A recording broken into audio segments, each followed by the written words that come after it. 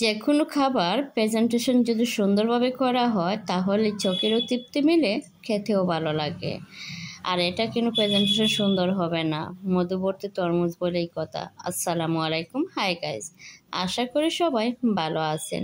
রাস্তাঘাটে, বাজারে, বন্দরে যে জায়গায় যাবেন তরমুজ আর তরমুজ, এত পরিমাণ তরমুজ দেখলেই মনে হবে এইবার মনে হয় তরমুজ অনেক চাষ হয়েছে, অনেক সস্তা। আর তরমুজের কালারটা কি বলবো, ভাগ্য ভালো থাকলে কালারটাই পাওয়া যায়, মানে অসাধারণ। আর যদি ভাগ্য আবার খারাপ থাকে তাও কি আর বলা, একদম দবদবে সাদা থাকবে তরমুজের ভিতরের কালার। যাই হোক, অনেকদিন পর আমাদের ভাগ্যটা ভালো ছিল বিদায় এত সুন্দর কালারফুল একটা তরমুজ পেয়েছি, আলহামদুলিল্লাহ। এবার রমজানেই কিন্তু আমি কয়েকটাই তরমুজ কিনছি, কিন্তু সব কয়টাই সাদা ছিল, মিষ্টি ছিল না, মানে একদম ভালো লাগে নাই খেতে। আর এবার তরমুজটা আলহামদুলিল্লাহ অনেক সুস্বাদু আর অনেক লাল টকটকে। আর হবেই না কেন, মধুবর্তী তরমুজ বলে কথা, কি বলেন?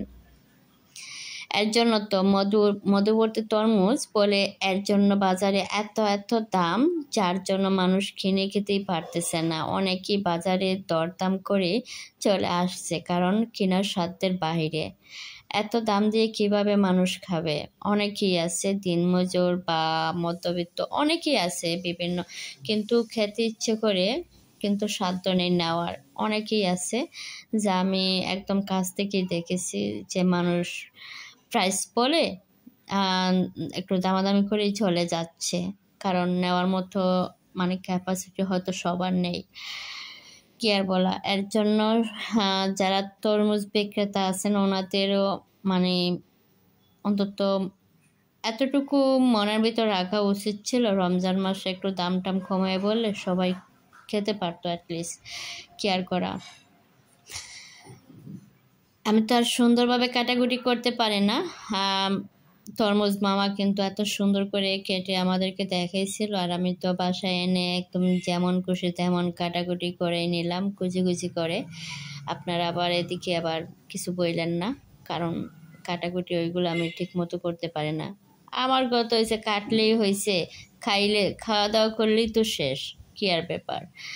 এই তো মধুবর্তী তরমুজ একদম রসালো টসটসে লাল, কি আর বলা, মানে অসাধারণ দেখতে, যেমন খেতে তার চেয়ে ভীষণ ভালো লাগছে আমার কাছে।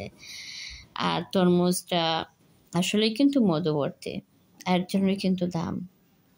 আর প্রেজেন্টেশন করার জন্য তরমুজের ছাল নিয়ে আমি কিন্তু একটা লাভ শেপ বানিয়ে নিলাম।